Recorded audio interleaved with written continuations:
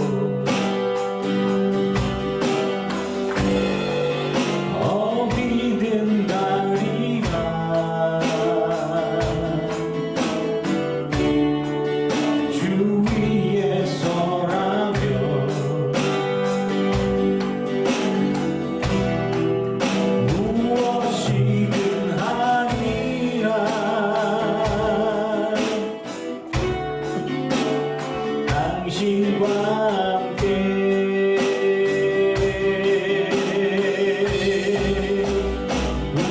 우리는 하나 되어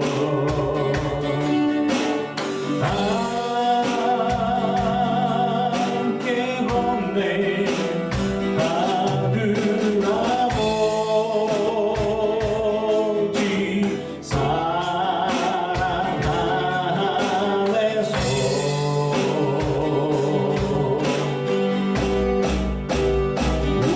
우리는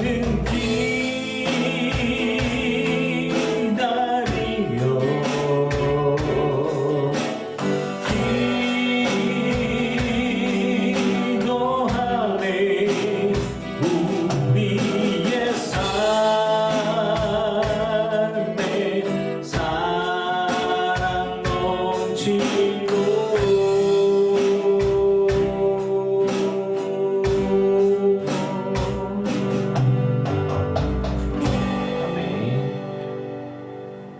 224장입니다. 하나님께서 당신을 통해 내 마음 땅에 샘물 나게 하시기를 가라는 영혼 목마른 영혼 당신을 통해 주 사랑 알기 원하네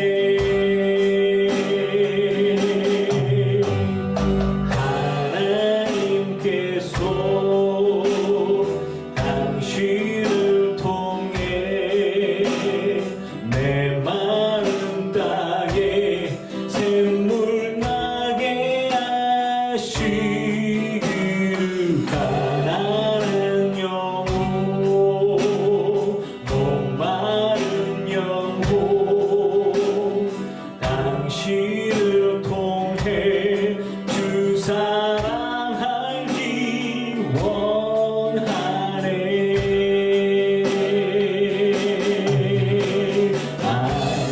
하나님께서 당신을 통해 내 마음 땅에 샘물 나게 하시기를 가라는 영혼 목마른 영혼 당신을 통해 주 사랑 알기 원하네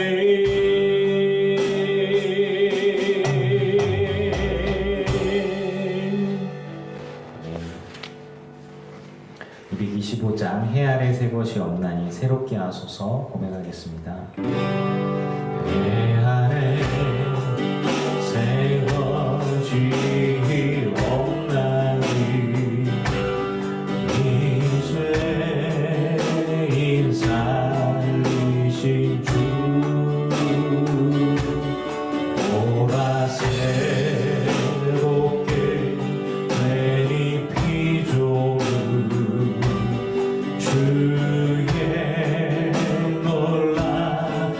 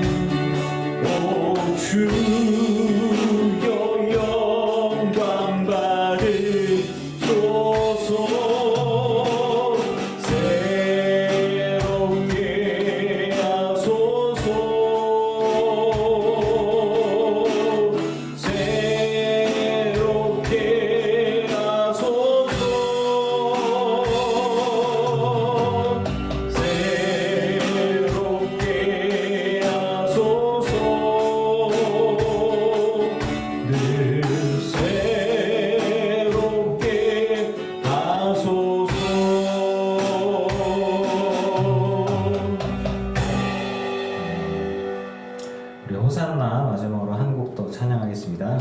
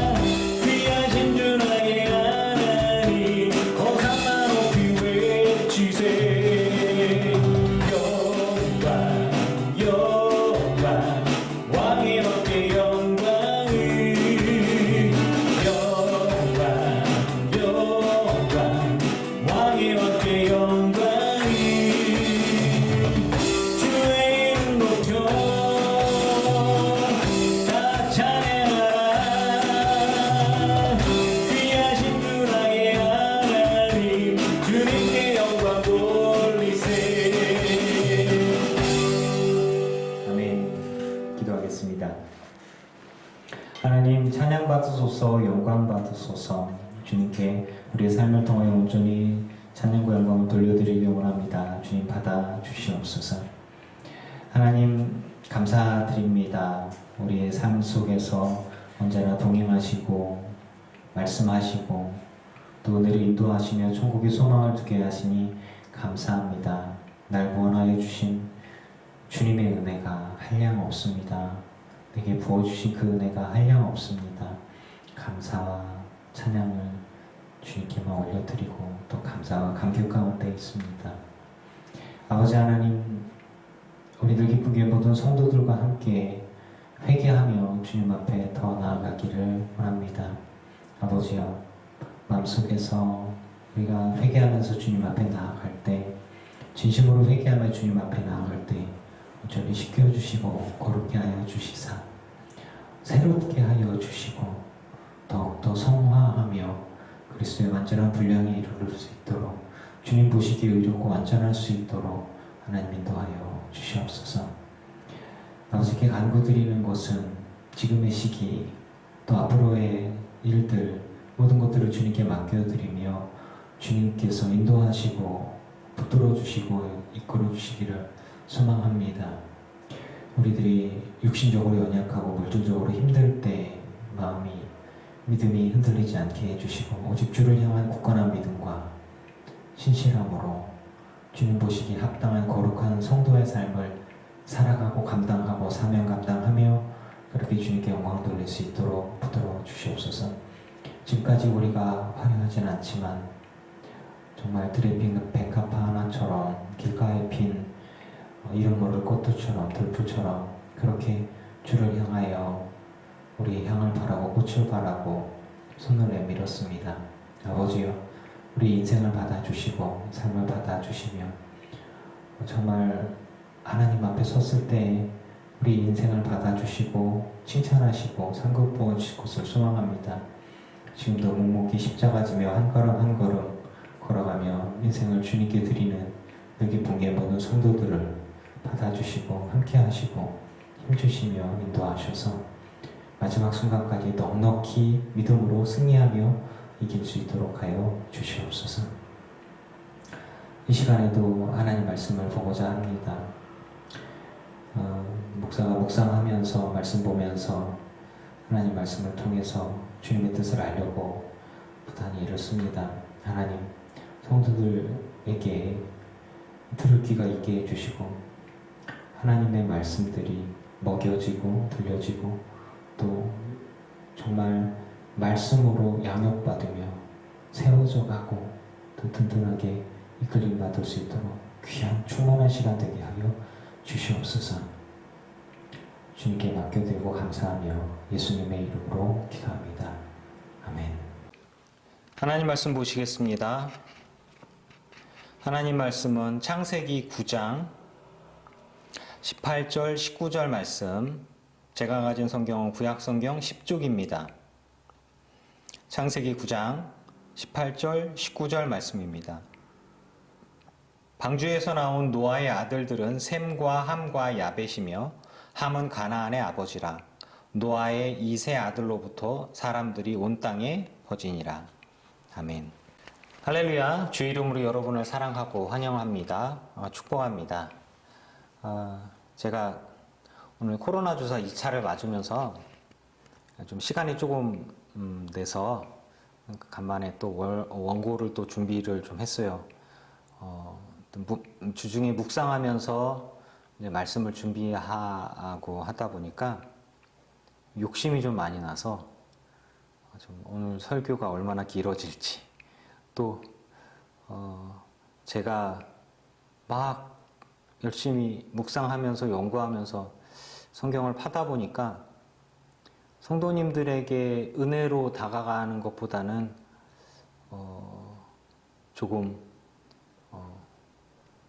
좀 공감이 안 될지도 모른다. 또 성도들이 은혜가 된다기보다는 목사님 뭐 이런 걸 이렇게 묵상했습니까? 라고 할까봐 좀 저는 내심 두려운 마음이 좀 있습니다만, 제가 이번에 이제 여러분과 함께하는 하나님께서 사람과 일하시는 방법, 즉 하나님께서 우리 사람에게 어떻게 역사하시고 우리는 그럼 어떻게 행동을 해야 되는가, 이제 성경을 통해서 이제 그 부분들을 풀어보고자 하고, 성경을 깊이 보다 보면서 제가 어떤 그 성경에서 주는 메시지 같은 것들을 조금 잡아보려고 했어요. 그러니까 즉 성경을 통해서 알 수 있는 하나님의 마음, 하나님의 계획, 그리고 그 안에 담겨진 하나님의 뜻, 또 사람들의 반응, 행동, 삶들을 보면서 현재 우리에게 어떻게 주시는 메시지가 있는가, 이런 것들을 묵상하고자 했는데,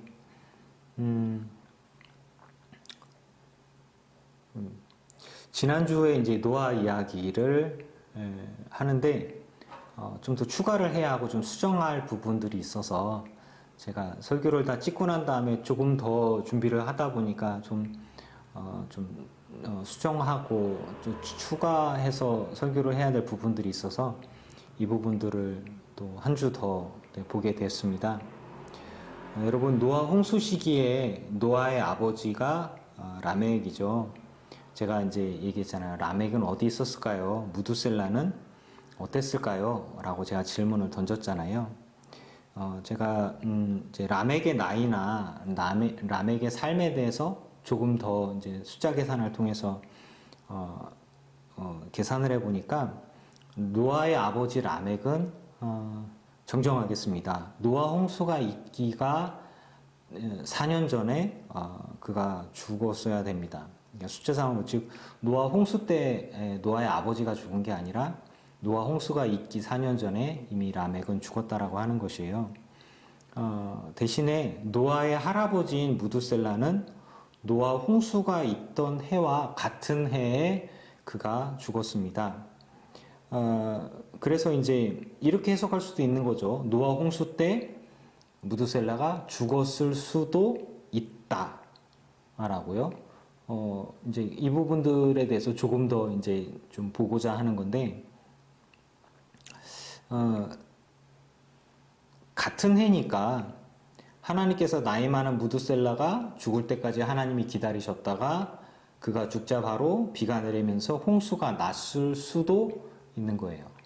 이 부분들을 왜 그렇게 생각을 했는지, 또 말씀을 통해서 이제 묵상한 것들을 함께 나눠보고자 하는 거예요. 성경에서 나오는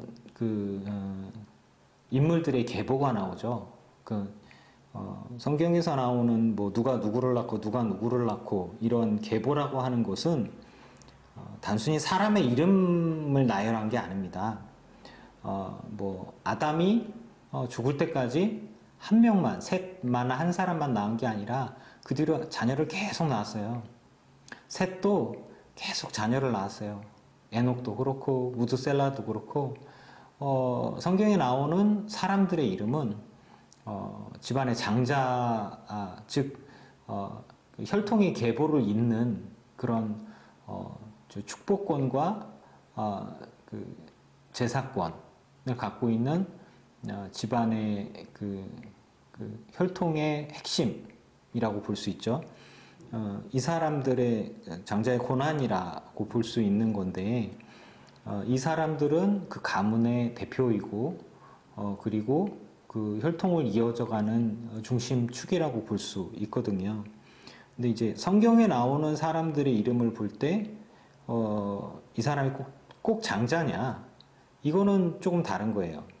이게 장자의 권한이 대부분 제사권이 있고 축복권이 있는데, 이제 에서와 야곱처럼 자기들끼리도 옮길 수 있느냐, 어릴 때 한 행동인데, 그런데 그것이 어쩌면 인정이 될 수도 있는 거예요.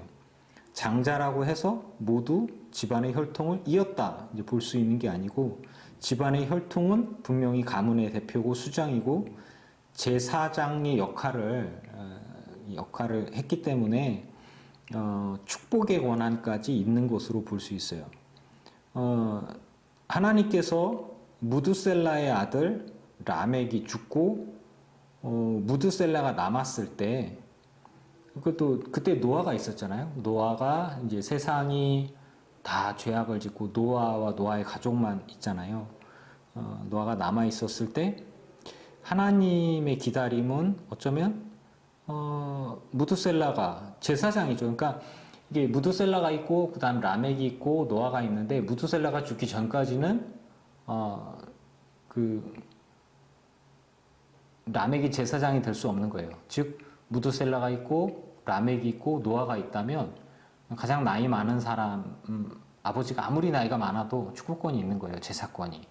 그리고 그 할아버지가 죽고 나면 그 다음 아버지가. 그러니까 이런 혈통의 계보, 축복권의 계보가 이어져 오는데, 무드셀라가 죽고 난 다음에 라멕에게 이어져야 되는데 라멕이 먼저 죽었어요.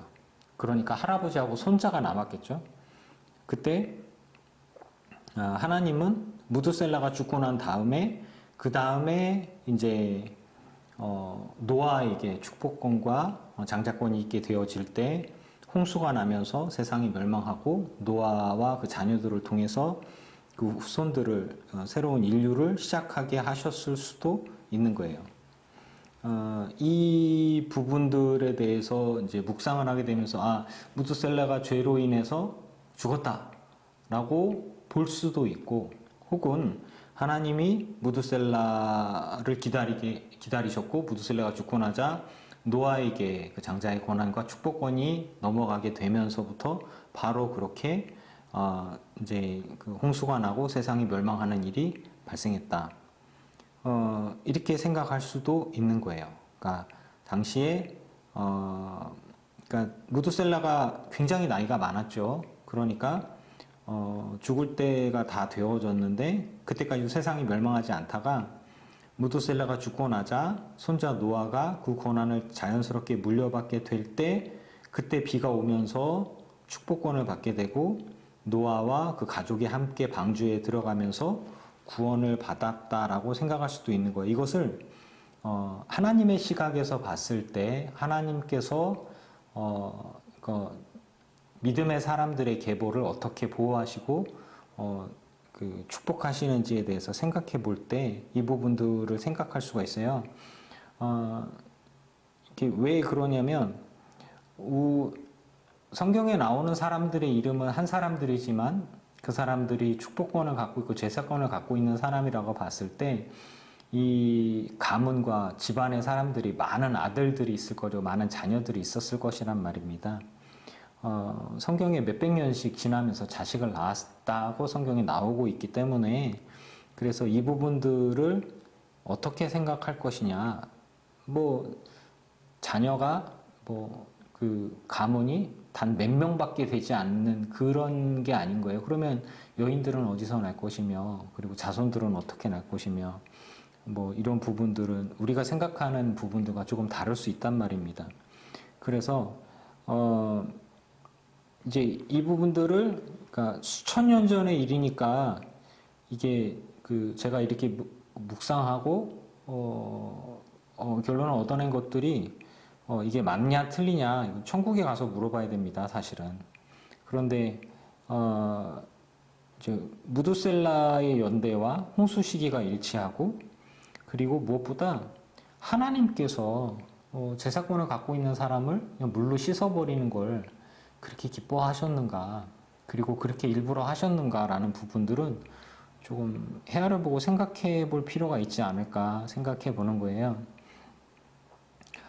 노아라고 하는 사람의 나이도 사실 숫자로 계산해 보면 조금 좀 우리가 생각해 봐야 될 게, 노아가 람에게 장자인가 라고 봤을 때 장자라고 하기에는 조금 어렵지 않나 생각하는 거예요. 왜냐하면 아담 이후 노아 때까지 자녀들은 첫째 자녀를 낳을 때가 대략 65세에서 100세 사이에 결혼하고 자녀를 낳기 시작을 했어요. 그때 당시에 이제 아들을 낳으면서 장자에게 뭐 이제 제사권을 주고 축복을 주고 뭐 이런 식이죠. 그런데 노아의 아버지 라멕이 노아를 낳을 때 나이가 182세입니다. 그러니까 현저하게 굉장히 낮은 나이에 그 자녀를 낳은 거죠. 그리고 그 후에 595년을 살면서 자녀를 낳았다. 늘 성경에 나오듯이 이렇게 말을 하죠. 그러니까 노아가 굉장히 늦게 태어난 거예요.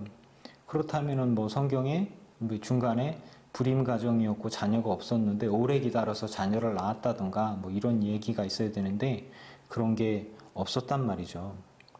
그리고 더한 게 있어요. 노아는 더한 나이에 500세에 셈, 함, 야벳을 낳았다고 성경은 얘기합니다. 다른 사람들은 60세에서 100세 사이에 아이를 낳는데 500세가 될 때까지 자녀가 없었다는 건 납득하기 어려운 거죠.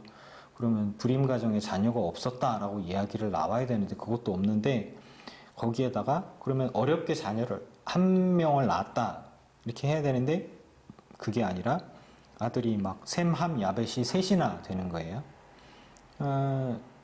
이게 왜 500세나 될 때에서야 이름이 나오나, 이런 것들을 생각해 보면 또 하나는 그 생각해 볼 게, 당시에 많은 자녀들을 낳았어도 하나님께서 하나님의 시각에서 봤을 때 제사장의 계보, 축복권의 계보가 있는 사람이 있고 없는 사람이 있을 수 있어요. 지금 무슨 이야기냐면 믿음이 없는 사람은 축복권을 가질 수가 없습니다. 무조건 장자라고 해서 하나님의 축복권과 제사장권을 갖고 있는 게 아니라, 하나님이 장자라 그래도 악인이고 믿음이 없는 사람은 그 사람이 예물을 받지 않으셨던 전례가 있단 말입니다. 아주 처음부터. 이건 굉장히 하나님께서 분명하게 하신 부분들이란 말이에요. 그래서 노아의 자녀들이 굉장히 많지만 그 중에 노아를 따르면서 여호와를 믿는 믿음의 계보를 이을 수 있는 이들이 노아의 자녀들 중에 없지 않았을까.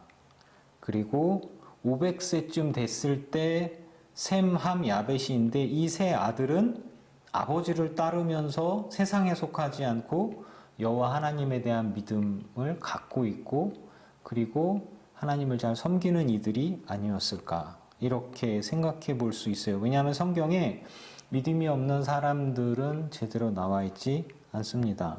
의미가 없다는 얘기예요. 즉 성경에서 많은 사람들이, 우리 구약에서 나온 사람들이 자녀들을 낳았지만 이름조차 언급되지 않아요. 이름이 언급되는 사람들은 제사장 반열에, 즉 혈통과 가문의 반열에 들어가 있는 사람들만입니다. 이 사람들 가운데 믿음이 없는 사람들은 이름을 넣기가 좀 힘들어요. 물론 후대에 가면은 여러 왕기 쪽에 보면은 믿음 없는 왕들에 대한 이야기가 나오지만 그것은 또한 좀 다른 이야기일 수 있고요. 그래서 구약에 나와 있는 이 이름들이 그러니까 다를 수도 있어요. 정말 자녀가 셋일 수도 있지만 또 바꿔 생각을 하면 믿음이 없는 자녀는 하나님의 계보 안에 들어갈 수가 없는 것이기 때문에 노아가 세 자녀를 낳을 때의 언저리에 이 세 자녀만 믿음이 있고 나머지는 하나님과 관계없는 사람, 즉 믿음 없는 사람이며 하나님과 관계없는 자녀들이 있을 수 있고 이들은 살아있더라도 어쩌면 가인처럼 집안의 가문에 이름이 들지 않는 여러분 가인과 아벨의 삶 가운데 아벨이 죽고 가인이 남아있을 때 가인이 어떻게 됐나요? 가인은 아담의 후손에 들어가지 않습니다. 뭐 전혀 모르는 존재예요. 아담의 아들은 셋이에요. 가인이 아니란 말입니다. 가인이 들어가지 않습니다. 가인이 태어났지만 태어나지 않은 것처럼 그 집안의 가문에 축복의 가문에 들을 수 없는 거죠. 그 람에게 자녀들이 많았어도 노아 한 사람만 성경에 호명되어 있습니다. 그리고 노아도 많은 자녀들이 있었겠지만 그들 중에 자신과 함께 여호와의 믿음을 가지고 있으며 자신을 따라서 하나님을 섬기는 자가 3명이었을 수도 있다란 얘기예요. 왜냐하면 자녀들을 낳았다 이렇게 얘기를 하지 않습니까? 믿음이 없이는 하나님을 기쁘시게 하지 못합니다. 과거나 현재나 다를 바가 없어요. 노아의 자녀들과 며느리들이 그저 노아의 자녀이기 때문에 무조건 방주에서 구원을 받았다고 볼 수 있습니까? 아닙니다. 그들이 만약에 믿음이 없었다면 그들에게 순종이 없었다면 소돔과 고모라처럼 멸망하는데 같이 함께 또 그 롯의 뭐 부인처럼 소금기둥이 돼서 죽는 것처럼 믿음이 없는 이들은 구원할 수가 없는 거예요. 우리 하나님은요 언제나 믿음과 순종을 가진 이들을 아시고 함께 하시고 구원하시는 분이신 거를 알 수 있고 그 하나님의 성품과 그 하나님의 일하심을 볼 때 과거의 이들의 삶과 이들의 자녀들을 이렇게 생각해 볼 수 있지 않을까 이렇게 묵상해 보는 거예요. 구약 성경에 나오는 인물의 이름들을 해석해 보면 그 인물의 생애를 짐작할 수 있어요. 이 사람의 이름이 원래 이 사람인가에 대해서 저는 한번 생각해 봤어요. 그러니까 누군가를 이름을 부를 때 호라는 걸 붙이지요.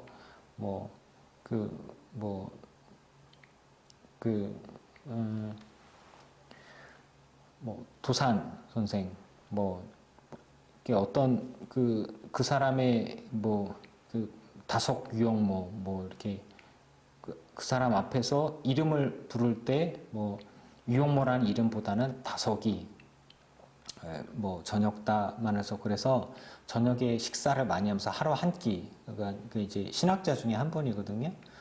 이런 분들. 그래서 그 사람의 이름보다는 원래 본 이름보다는 그 사람의 별명이 그 사람의 삶이고 그 사람의 호가 부르는 호가 이제 그 사람이 되어져 있는 건데 구약 성경은 그 사람이 태어났을 때의 이름이라기보다는 그 사람의 삶이 그 사람의 이름이 되어지는 것으로 이해하는 게 사실 좀 더 성경을 이해하는 데 도움이 됩니다. 그래서 이 부분들을 좀 해석하면서 구약의 이 성경에 나오는 인물들에 대한 삶과 그 부분들을 한번 이야기하기가 좀 더 쉬운데 아담은 사람이란 뜻이에요. 사람. 첫사람이란 이름 그대로 아담은 사람이란 뜻이고 아담과 하와 가인과 아벨 이후에 자녀를 낳았잖아요. 셋이 이름이 그래서 대신하다란 뜻의 셋이에요. 누구를 대신했어요? 아벨을 대신한 거죠. 가인은 이제 그 안에 들 수 없는 사람이었고, 그러니까 아벨을 대신한 사람 아들이다. 그래서 셋이에요. 원래 가인이 장자고 제사권과 축복권을 당연히 가인이 가져야죠. 장자니까. 그런데 그와 그의 예물을 하나님께서 받지 않으셨어요. 제사를 받지 않으셨어요. 즉 아무나 하나님께 예물 드리고 제사를 드린다고 해서 하나님이 받으시는 게 아닙니다. 하나님이 받으신다는 얘기는 그가 갖고 있는 축복권도, 그가 갖고 있는 제사권도, 장자의 권한도 하나님이 인정하신다라는 건데, 아무나 받는 게 아닌 거예요. 하나님이 가인을 보시고 받지 않으셨어요. 그래서 가인의 권한이 아벨에게 넘어갔어요. 그러니까 그저 단순하게 가인이 하나님이 나의 제사를 받지 않으셨기 때문에 화가 나서 동생을 죽였다라기보다 권한들이 있는 거죠. 축복권, 제사권, 그리고 장자의 권한, 이런 것들이 하나님에게 인정을 받지 못하는 것이었다면 그렇게 화가 날 만도 하죠. 그렇다고 동생을 죽일 필요까지는 없는데 그 분노가 멈출 수 없었죠. 그가 좀 악인이었다는 걸 우리가 알 수 있는 거죠. 믿음이 없는 가인에게 하나님의 축복권이 자동으로 넘어가는가? 하나님은 인격이 없는가? 아니죠. 그렇지 않죠. 그 이후에 가인이 어떻게 됐지 모르지만 하나님의 세계에서 또 아담의 가문에서 가인이 사라집니다. 가인이 살아있음에도 그 이름이 들어가 있지 않아요. 왜 그래요? 그 후손에 들 수 없는 거예요. 믿음이 없는 사람이잖아요. 그래서 죽임당한 아벨을 대신해서 낳은 아들, 대신하여 낳은 아들이 셋이다. 뭐 태어나자마자 이름이 셋은 아니었을 것 같아요. 제가 보기엔. 그런데 이 사람의 삶을 후손들이 얘기하다가 대신하다, 아벨을 대신하다 라는 뜻의 셋이라고 얘기하면서 그의 삶을 이야기하고 그러면 자녀들이 외우기가 쉽잖아요. 그렇게 되어주면서 전달되어줄 가능성이 굉장히 높습니다. 대신하다란 뜻의 셋이 아담의 아들로 올라가죠. 그 중에 이제 에녹이라는 이름이 나오죠. 하늘로 올라간 사람, 하나님께 바쳐진 사람. 그래서 에녹은 바친다, 바쳐지다 라는 뜻이에요. 외우기가 쉽죠. 에녹, 바친다, 하나님께 바친다. 하나님께 바쳤으니까 하나님께 올라간 사람이 된 거죠. 하나님께 바쳐진 사람 에녹은 그 이름처럼 죽지 않고 하나님께 올려져 바쳐진 재물 같은 존재예요. 노아의 아버지 라멕. 라멕이라는 이름은 압제하는 사람, 힘센 사람의 뜻, 두 가지 뜻이 합쳐진 의미예요. 그러니까 외국어니까. 그러니까 힘세고 그 힘으로 압제하는 사람, 권력으로 다스리는 사람의 뜻이 라멕이라는 뜻이에요. 믿음이 있다고 보기에는 좀 그렇죠. 근데 이제 이 힘있고 압제하는 사람의 의미인 라멕은 그래도 이제 하나님의 그 자녀들 가운데 이렇게 이름들이 들어가겠죠.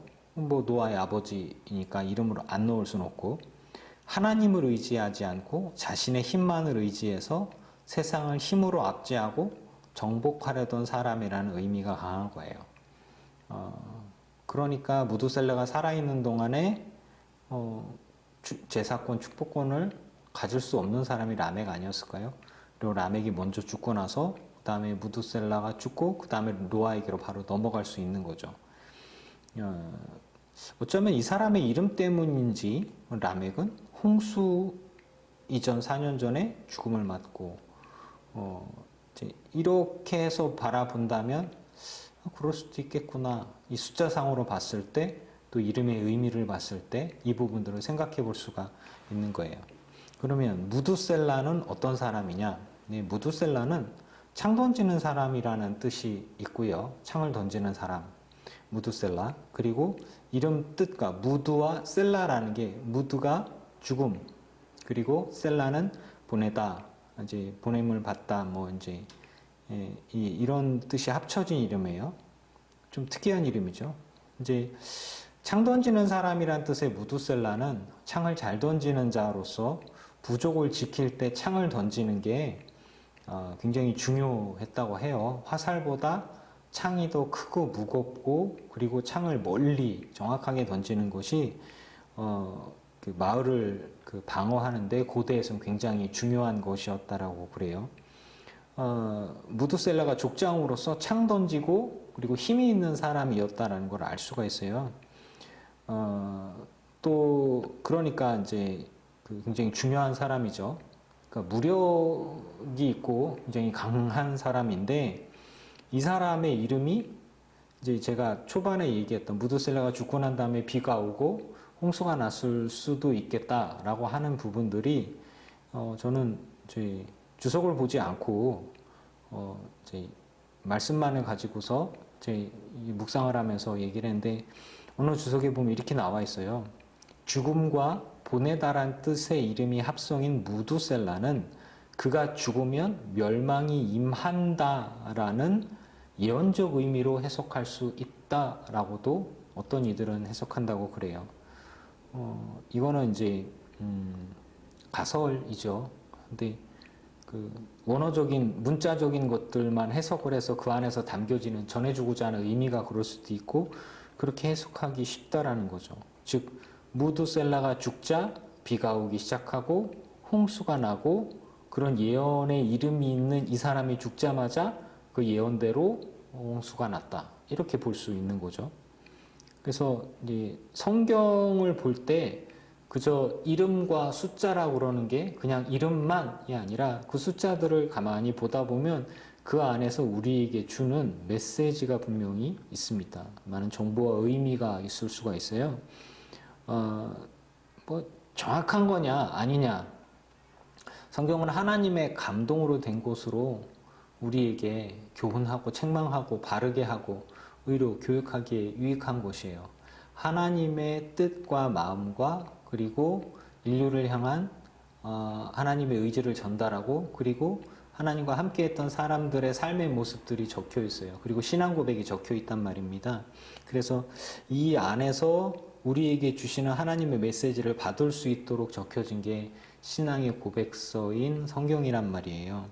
그래서 이 이름들과 숫자 그리고 이름들의 의미들이 중요할 수도 있는 것입니다. 제일 정확한 거냐? 그러면 천국에 가서 물어보는 게 제일 낫겠죠. 그러니까 셋의 원래 이름이 뭡니까? 무드셀라의 원래 이름이 뭡니까? 에녹의 원래 이름이 뭡니까? 에녹이 태어났을 때 그리고 살아가면서의 원래 이름이 에녹이 맞습니까? 후손들은 에녹을 그냥 에녹이라고 불렀습니다. 왜냐하면 받쳐진 자이니까. 뭐 이제 이렇게 했던 것 같은데, 근데 그게 중요할까요? 또 뭐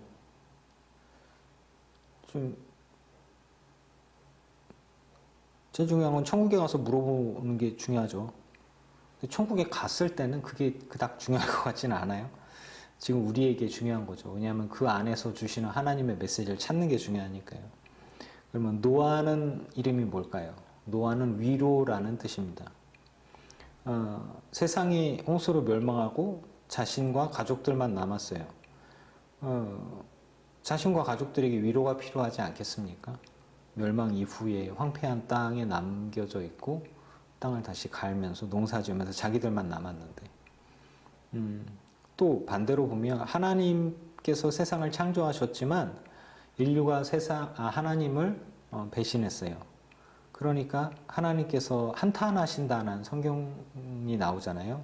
사람을 만든 걸 한탄하셨어요. 그래서 노아를 통해서 하나님께서 위로를 받았다고도 해석해 볼 수 있어요. 그렇기 때문에 그 노아의 이름이 위로다라고 볼 수도 있는 거예요. 그 인생을 위로의 삶을 살 거기 때문에 위로로 적고 그 인생이 뭐 죽고 난 뒤에 멸망할 거기 때문에 무두셀라라고 미리 짓고 뭐 이런 거는 아니지 않습니까? 에녹, 하나님께 바쳐질 사람으로 원래 그렇게 태어났기 때문에 그가 하나님과 동행을 했고 하나님께 바쳐진 에녹이 된 건가? 이 이름의 뜻과 그들의 삶이 연결되어지고 맞는 것은 후손들이 그 사람의 삶을 이야기할 때 그 이름을 그렇게 호처럼 부를 때 그렇게 바뀌어졌다고 볼 수 있는 게 가장 정확하지 않겠습니까? 오늘 말씀들을 지난주와 연결을 해서 숫자와 성경에 나오는 인물들을 좀 보면서 살펴보면서 지난주 설교의 첨부해서 좀 더 깊이 보고 연결해서 보는 거예요. 그렇죠. 단순해 보이는 이름과 나이, 그 사람들의 삶을 통해서 하나님의 뜻과 그 인간들이 행동과 그 사건들을 통한 하나님의 마음을 우리가 볼 수 있으면 좋겠어요. 저는 이 안에서 찾고자 하는 게 있는 거예요. 어떤 위대한 사람들의 이야기, 뭐 그 사람들에 집중하는 게 아니라 하나님은 우리와 어떻게 일하실까요? 에 대한 질문을 이 안에서 찾고 싶은 거예요. 우리 인생에 어떻게 역사하시는가? 과거나 지금이나 하나님은 어떤 분인가? 과거에도 하나님은 보이지 않으셨던 것 같아요. 그리고 과거에도 매번 잠깐씩 나타나셔가지고 일일이 간섭하지도 않으셨던 것 같아요. 작은 것 하나하나 결국에는 다 우리의 선택 안에 있는 것이고 우리가 살아있는 동안에 하나님은 기회를 주셨던 것 같습니다. 지금까지 성경에 나오는 사람들의 인물, 이름, 나이, 사건들로 볼 때 하나님은 마지막에 계수를 언제 하시냐? 우리 인생의 마지막에 우리들의 삶의 모든 행동과 언어와 그 열매들을 보시고 계수하기를 원하시는 것이고 그때까지는 기다리시는 것 같아요. 가인처럼 완전히 죽은 죄인이라면 그 사람이 정말 가인처럼 정말 악인이었고 하나님이 정말 받으실 수 없는 존재였다면 그의 삶도 그의 예물도 받지 않는 거죠.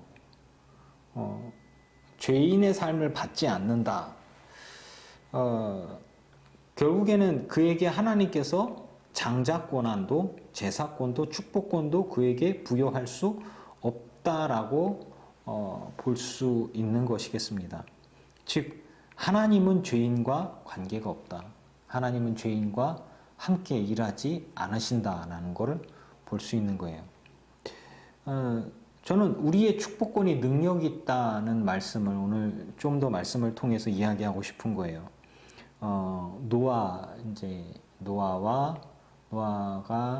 이제 홍수 이후에 살아남아서 이후에 농사 짓고 나서 있었던 사건들을 이야기하면서 그 부분들을 좀 언급하고 싶은 거예요. 노아가 포도 농사를 지었습니다. 농사 짓는 건 좋았어요. 그런데 포도를 가지고 술을 만들었어요. 그래서 많이 마셔서 술에 취했는지 아니면 취하고 난 이후였는지는 이제 조금 더 이제 말씀을 보면서 얘기를 나누고자 할 거예요. 제가 보기엔 분명히 큰 실수를 해요. 노아가 술 먹고 뭐 술에 취한 게 실수인지 노아가 술 먹고 나서 옷을 다 벗고 자는 게 실수인지 그게 실수가 되는지는 모르겠어요. 대신에 노아의 삶이 이야기거리는 분명히 될 수 있습니다. 술에 취해서 옷을 벗고 자신의 거처에서 잠을 잤어요. 여러분 이게 죄가 됩니까? 죄가 되는 것 같지는 않아요. 그런데 그 아들 함이 노아의 행동을 자기 형제들과 함께 아버지의 행동을 웃음거리로 만들었어요. 왜 그랬을까? 그리고 성경에 왜 이 부분들이 나올까? 이거는 조금 좀 생각해 볼 필요가 있지 않을까요? 함의 행동은 아버지에 대한 존경과 사랑, 순종이 보이지 않는 모습이 아닐까요? 일명 싸가지 없는 이야기, 행동, 그것만으로 이야기하기에는 조금 다른 부분이 아닐까. 이 상황을 조금 더 현대적으로 저는 좀 접근을 좀 해봐요. 지금부터 하는 이야기는 성경에 나와 있지 않으니까 그냥 참고로만 한번 생각해 보세요. 이럴 수도 있지 않을까. 당시 상황을 보면 노아가 술에 취했어요. 그리고 술에 취하고 나서 아내와 동침을 하고 나서 그대로 그냥 누워서 잠을 잤을 수도 있지 않을까요? 그렇지 않으면 옷을 굳이 다 벗을 이유가 없습니다. 노아의 개인적인 침실에 함이 마음대로 들어갔어요. 그리고 옷을 다 벗고 자고 있는, 하체를 드러내고 자고 있는 노아를 보고서 함이 아버지 노아를 웃음거리로 생각해서 수근덕대면서 형제들과 이야기했을 수도 있습니다. 그렇다면은 노아가 극대노하는데 좀 더 이해하는데 쉽지 않겠습니까? 그저 혼자 술 취해갖고 옷 벗고 자는데 아들이 돌아서 그 얘기를 했다고서 극대노한다기보다 술에 취해서 아내와 잠자리를 하고 그대로 자고 있는데 그거를 들어와서 마음대로 와서 보고 그걸 또 수군덕대고 이렇게 되어졌다면은 극대노하기 딱 좋은 상황이 아니었을까요? 이건 성경에 나와 있지 않은 부분이니까 이제 제가 왜 이렇게 해석하는지에 대한 부분들도 이걸 예상을 하는지에 대해서도 나중에 좀 더 얘기를 하겠습니다만은 현실적으로 생각하는데 조금 더 쉽지 않겠어요? 성경에 나온 부분들을 왜 이렇게 행동했지? 이해가 안 되는데? 라고 생각하는 부분 없으세요? 사람이 하체를 드러내고 잠을 잔다는 거 굳이 술 취했다고 해서 하는 행동은 아니지 않습니까? 좀 옷 벗고 자는 행동 이해하기 좀 어렵죠. 그런데 아내와 동침하고 그대로 잠이 들었다면 좀 이해할 수도 있는 부분 아니겠습니까? 그 상황을 아들이 마음대로 침실에 들어왔다. 그리고 그걸 보고 히히덕거리고 수군덕댔다. 그 얘기를 들었으면 극대노할 수 있는 상황은 가능하지 않겠습니까? 술이 깨고 난 뒤에 노아는 자신의 손자와 그 후손을 영원히 저주하는 진노를 보입니다.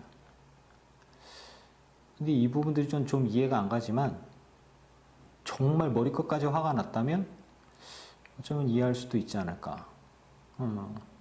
또 다른 의도가 있었는지 모르겠지만 좀 더 다른 이야기로 좀 접근을 해서 볼게요. 아브라함으로 시대가 시작되어지기 전까지 천지 창조 때의 하와라고 얘기하는 여성, 최초의 여성이 나오고 그 이후로 아브라함의 사라가 언급되어질 때까지 성경에 여성의 이름이 등장하지 않는다는 걸 아십니까? 노아 방주 시대 때에 노아 방주에 탔던 사람들의 이름들을 아시죠? 노아, 셈, 함, 야벳. 그리고 노아의 아내 이름이 있어요? 나오지 않습니다. 그리고 셈, 함, 야벳의 아내들, 그러니까 며느리들이죠? 이름이 있어요? 없습니다. 그 이름이 호명될 만도 한데 그 시대 사이에는 전혀 여성들이 존재하지 않는 것처럼 이름이 나와 있지 않아요. 아브라함 시기 이전까지 철저하게 여성이 배제되어 있습니다. 그렇다는 것은 노아의 천막 사건도 노아의 아내가 있었어도 언급되어지지 않았을 가능성이 있고 노아의 아내가 한 명이었을지 여러 명이었을지 이 부분에 대해서도 알 수가 없는 거죠. 그죠? 아들을 낳았다. 또 누가 아들을 낳았다. 그리고 몇백 년을 사는 동안에 자녀를 낳았다. 이렇게 나오니까요. 한 사람이 몇백 년 동안에 혼자 아이를 여럿을 낳았는지. 근데 부인에 대한 이야기가 없는 것은 이 부분들에 대해서는 조금 좀 생각해 볼 필요가 있지 않는가. 노아의 천막 사건도 노아 혼자 있었던 게 아니라 만약에 아내와 함께 있었고 그리고 그 부분들을 아들이 보고서 수군덕댔다면 노아의 극대노가 좀 예상해 볼 수 있는 부분이 아닌가. 이 부분 성경에 없는 부분이기 때문에 목사가 이런 얘기 했다고 해서 어디 가서 얘기하시면 곤란합니다. 그러니까 참고할 수 있는 부분들이 아닐까라고 해서 저는 이야기를 드리는 거예요. 저는 노아에 대한 부분에 대해서 굉장히 실망을 하면서 아쉬워하면서 이 부분들을 보고 있는 거예요. 아니 어느 누가 자신이 벌거벗고 자는 모습을 보고 이야기했다고 화가 나서 자신의 손자, 그 자녀를 저주한 것도 아니고 그 자녀의 아들, 즉 자신의 손자와 그 후손들이 영원히 저주받도록 하는 행동을 하는가. 굉장히 납득하기 어려운 행위입니다. 하지만 노아는 그렇게 했어요. 그래서 제가 의심하는 것은 노아 시대에 지워진 여성들의 이름이 아예 없진 않았을 거예요. 여자들의 이름이 왜 없어요? 그런데 호명되지 않습니다. 그것과 좀 관계 있지 않을까 조심스럽게 예상해 보는 거예요. 그냥 참고 정도만 하십시오. 이럴 수도 있겠다. 이렇게 되어지면 노아의 극대노가 조금은 이해할 만도 하고 현실적으로 좀 다가오지 않을까 싶은 거예요. 뭐 이거를 이야기하고 싶은 게 아니라 이런 상황들을 통해서 하나님은 우리와 어떻게 일하시는가? 첫 번째 질문 그거였잖아요. 그래도 하나님은 노아의 손을 들어주셨어요. 즉 노아가 한 행동이 잘했다는 게 아니에요, 저는. 그래서 제가 얘기하잖아요. 아주 극대노했고 그리고 평생의 큰 실수라고 좀 생각이 들어요. 화가 아무리 나도 영원한 저주라니. 함이 실수를 했으면은 또 그런 생각이 들어요. 함이 진짜 실수하고 잘못했다고 생각이 들면 노아에게 회개하고 용서를 빌고 그 용서받을 정도로 그냥 해프닝 정도로 말 그대로 한 대 쥐어 받거나 뭐 그러지 않았을까요? 호되게 혼나거나 뭐 그래도 그 아들에게 끝내야지. 그 아들의 아들과 그 후손들에게 전부 다 오는 저주를 준다는 게 이게 뭐 사람을 죽인 것도 아니고 이게 너무 사람을 죽였더라도 그렇게까지 저주할 필요가 있었을까? 이런 생각이 드는 거예요. 뭐 회개하고 용서를 받았다면 성경에 이렇게 적혀 있지 않았겠죠. 되게 막 그런 일이 일어나지 않았을지도. 함이 회개하지 않았을까? 회개를 안 했나? 혹은 아버지께 용서를 구하지 않았나? 뭐 그래도 된다고 생각을 했나? 그러니까 여러 가지 생각이 드는 거예요. 하지만 성경에는 이제 제가 기대하는 부분들에 대한 언급이 전혀 없습니다. 지금 우리가 얘기하는 이 노아의 행동과 노아의 삶에 대해서 보잖아요. 노아가 어떤 사람이 성경에 나와요? 하나님은 노아를 소개할 때 이렇게 얘기하잖아요. 지난주에. 당대 의인이었다. 의인인데 이렇게 행동을 하나? 완전한 자라는데요. 완전한 자인데 이렇게 행동을 해요? 하나님과 동행하던 사람인데 행동이 옳은 건가? 술에 취해서 나자빠져 있고 그리고 나서는 자기에게 아들이 실수했다고 그래서 극대노를 해서 영원한 저주를 내려버린다. 이게 말이나 되냐? 그 저주가 계속 이어지는지 깨지는지는 전 잘 모르겠습니다만은 일단은 노아는 이렇게 행동을 했어요. 무서운 예언이죠. 저는 자녀들이라면 세상에 존재하는 모든 축복을 다 모아서 해도 모자랄 판이잖아요. 자신을 사랑하는 자녀잖아요. 근데 저는 무서운 축복과 무서운 저주를 했다고 생각합니다. 노아가 말하죠. 가나안은 저주를 받아. 그의 형제의 종들의 종이 되기를. 형제의 종이 되는 게 아니라 형제의 종들의 종이 되기를 원하느냐. 그 바로 밑에 뭐 짐승이에요? 어휴. 이게 아버지로서 할아버지로서 손자에게 그 후손들에게 할 소리입니까? 그 후에는 또 이렇게 얘기해요. 이제 아버지의 하체를 뒷짐지고 가갖고 보지 않고서 가려준 셈과 야벳에게는 셈의 하나님 여호와를 찬송하리로다. 가나안은 셈의 종이 되고 하나님이 야벳을 창대하게 하사 셈의 장막에 거하게 하시고 가나안은 그의 종이 되게 하시기를 원하노라 하였더라. 와, 이 말씀을 다시 또 곱씹어 봐요.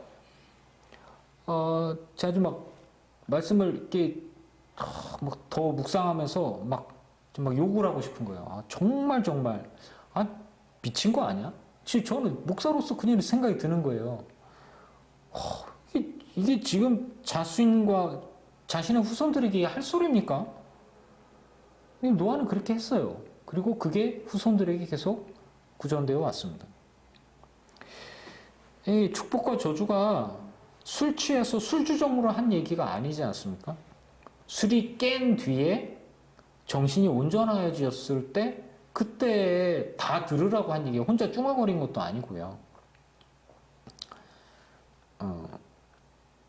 여호와를 섬기는 셈, 함, 야벳 모두에게 행한 축복과 저주입니다. 저는 아무리 생각해도 노아의 실수라고 봐요. 그런데 이 노아의 축복권을 하나님이 인정하셨다라고 하는 거예요. 그 저주권까지도요. 안타깝게도 노아 이후에 분명히 노예제도는 들어왔어요.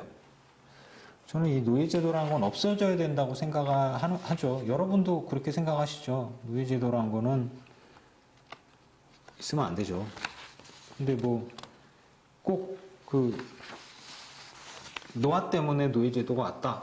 뭐 그렇게 말하고자 하는 게 아닌 거예요. 저는 근데 이제 역사 속에서 노아 이후에 자녀들이 막 세상에 퍼지고 또 아브라함 때 이후로도 그렇고 노예제도가 노예들이 있었다라는 건 부인할 수 없는 거죠.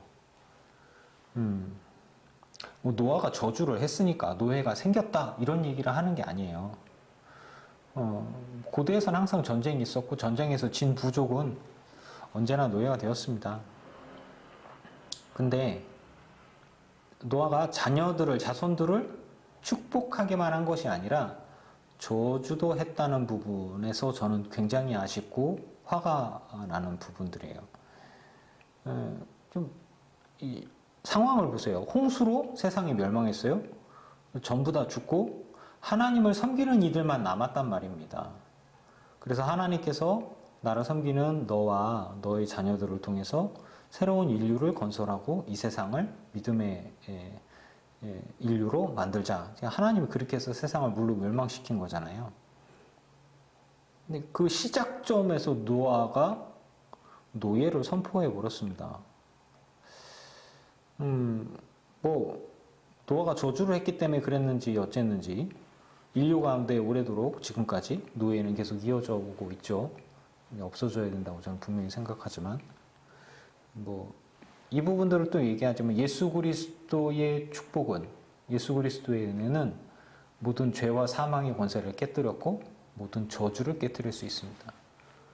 그러니까 우리가 예수를 믿어야 하는 이유이기도 하죠. 저는 노아의 이 행동이 하나님을 올가맸다. 하나님을 뭐 주여 믿습니다. 내 뜻대로 될지어다. 뭐 이렇게 해서 하나님을 막 이렇게 조종했다. 이런 이야기를 하고 싶은 게 아니에요.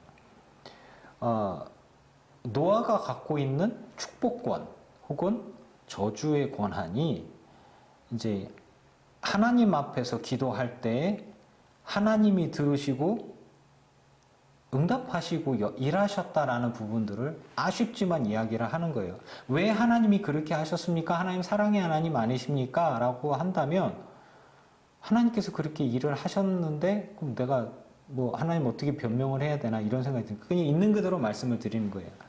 하나님이 사람과 일하시는 방법에 대해서 말씀을 통해 묵상해 보는데 축복권과 저주권이 있는 사람, 하나님의 사람, 그리고 그 사람이 하나님께 간구할 때 하나님은 그 사람의 기도를 들으시고 그 사람과 동행하시고 그리고 그 사람이 축복한 것에 따라서 하나님이 일하시는 것 혹은 저주까지도 하나님이 일하시는 거 아닌가라는 왜 그렇게 했냐고 물으면 저는 대답할 수 없지만 성경을 통해서는 우리에게 그렇게 알려주고 있는 것이에요.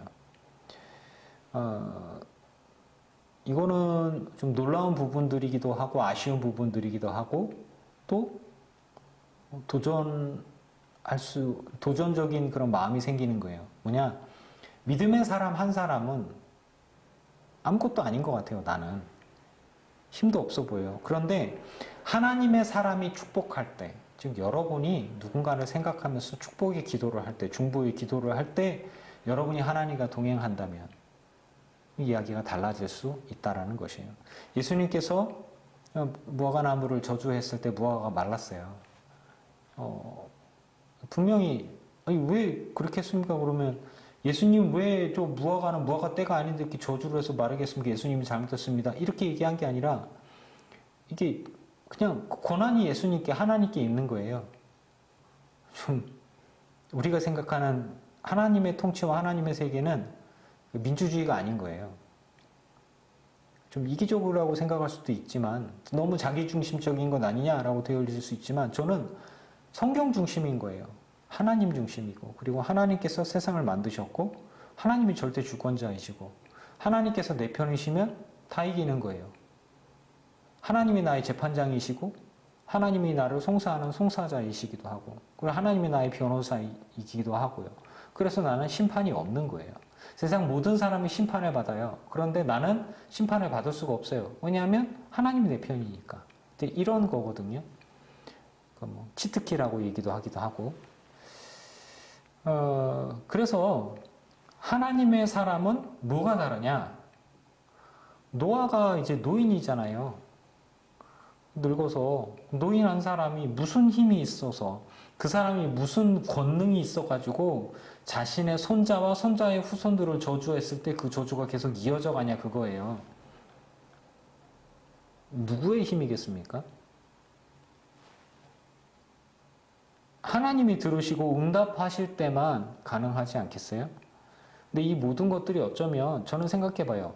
하나님의 구원의 경륜, 하나님의 구원의 큰 계획들 가운데 수천 년의 시간을 하나님이 미리 보면서 우리를 구원하시기 위해서 준비하시는 계획의 한 부분일 수도 있지 않겠나. 왜냐하면 말 그대로 하나님의 왕이시니까요. 하나님이 창조자이시고 하나님이 신이시니까. 그래서 이 부분들을 통해서 분명히 노아의 삶을 그대로 보여주면서 의로운 사람도 실수할 수 있다. 아니, 전 이건 실수라고 봐요. 넘어질 수도 있고 분날 수도 있고 그러면서 결국에는 우리도 늘 돌아보면서 거룩하고 경건하게 주님과 동행하는 삶을 살아야 되지 않겠나. 그리고 축복의 권한을 우리에게 주셨어요. 우리 입에 저주를 두어서는 안 되지 않겠나 싶은 거예요. 그러니까 노인이 자녀들을 데려다가 축복을 하고 저주를 했는데 하나님이 들으시고 그 후손들에게 적용을 하셨다. 그거 좀 무서운 거 아니겠습니까? 그 어떤 게 아니라 하나님이 장자권을, 하나님의 축복권을, 하나님의 제사권을 부여한 사람, 하나님의 사람, 그 사람이 무슨 말을, 어떤 의도를 가지고 어떻게 했든지 간에 하나님이 그 사람 편을 들어주시고 그 사람과 함께 하셔서 그 사람에게 힘을 주신다라고 하는 거죠. 또 그런 사람도, 의롭고 완전한 사람이라고 하는 그 사람도 넘어지고 실수할 수 있다라고 하는 거죠. 여러분, 기도 많이 한다고 완벽한 게 아닙니다. 성령의 사람이라고 해서 넘어지지 않는 게 아니에요. 실수하지 않는 게 아니에요. 하나님은 완전하시고 우리는 불완전합니다. 주를 의지하고 언제나 겸손해야 합니다. 연약하고 부족한 나와 함께 하시고 또 나와 함께 일하시는 하나님을 생각한다면 우리는 기도해야 되고 겸손해야 합니다. 그리고 우리가 예수의 이름으로 축복할 때 내 한 사람은 부족하고 연약하고 아무 능력도 없지만 하나님 내 소리를 들으시고 내 기도를 들으시고 하나님 역사하여 주시는 위대한 하나님, 창조자 하나님이심을 믿어야 한다는 것입니다. 그리고 이렇게 하나님과 동행하는 사람, 하나님의 마음에 합한 사람, 하나님의 뜻을 이루어가는 사람, 이 사람, 하나님이 축복권을 주신 사람, 저주권도 주신 사람, 장자권을 주신 사람, 제사권을 주신 사람, 바로 우리잖아요. 우리 다 만인 제사장의 권한을 갖고 있습니다. 예수님을 마음에 품고 예수님과 동행하는 모든 사람은 축복권을 갖고 있어요. 노아와 같은 능력 있는 사람입니다. 그래서 이 사람들의 기도를, 중보를 들으시고 하나님이 역사하는 것입니다. 여러분, 말씀을 정리하고자 합니다.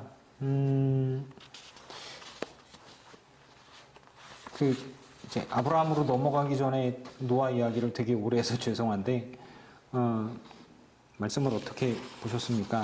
하나님께서 사람과 일하시는 방법에 대해서 오늘 말씀을 갖고 나누어 봤습니다. 성경에 제가 지금 읽은 부분들은 그저 딱 하나님이 우리와 사람과 어떻게 일을 하시는가 이 방법들을 찾아보고자 묵상하면서 그 방향을 가지고 성경을 보다 보니까 이제 이런 부분들의 결과물들을 얻게 됐어요. 성경을 어떤 의도를 가지고 어떤 시각을 갖고 읽느냐에 따라서 보이는 게 달라지는 것 같아요. 여러분, 저는 여러분과 제가 하나님과 일하는 사람이기를 원합니다. 하나님의 사람이기를 원하고 축복의 사람이기를 원하고 그리고 능력의 사람이기를 원합니다. 주님과 동행하시기를 축복합니다. 그리고 축복하고 중보하는 사람, 그리고 많은 사람을 살리는 사람이기를 축원합니다. 기도하겠습니다. 은혜의 주님, 하나님이 늘 기쁜 교회 모든 사람들과 함께 일하시기를 원합니다. 그리고 우리에게 주신 축복의 권한을 가지고 생명을 살리고 축복하는 곳에, 중보하는 곳에 쓸 수 있기를 원합니다. 나 한 사람의 기도, 나 한 사람의 축복은 아무것도 아닌 것 같고 공허한 것 같지만 하나님이 들으시고 응답하시면 세상을 뒤집어 놓을 수 있을 줄로 믿습니다. 아버지여, 우리들의 입술이 축복의 입술이요, 살리는 입술이요, 회복시키는 입술이기를 원합니다. 우리의 기도를 들으시고 우리의 축복을 들으시고 응답하시고 역사하셔서 하나님의 나라가 이 땅 가운데 이루어지고 하나님의 큰 은혜와 역사와 구원과 회복들이 일어나게 하여 주시옵소서. 나의 연약함들을 인정하고 늘 겸손하며 주님과 동행함으로 든든히 서가며 부끄럽지 않은 삶을 살아가고 축복의 사람으로 영광 돌리는 사람, 열매 맺는 사람으로 살아가며 주님 앞에 설 수 있게 하여 주시옵소서. 언제나 가르치시고 인도하여 주시며 깨닫게 하여 주시고 보게 하여 주시옵소서. 예수님의 이름으로 기도합니다. 아멘. 이제는 우리 주 예수 그리스도의 크신 은혜와 성부 하나님의 지극하신 사랑하심과 성령님의 충만케 하시고 승리하게 하신 은혜가 예배하고 있는 늘 기쁜 교회 모든 성도들과 이들의 가정과 가문과 자손과 일터 위에 이제로부터 영원토록 함께 없시기를 간절히 축원하옵나이다. 아멘.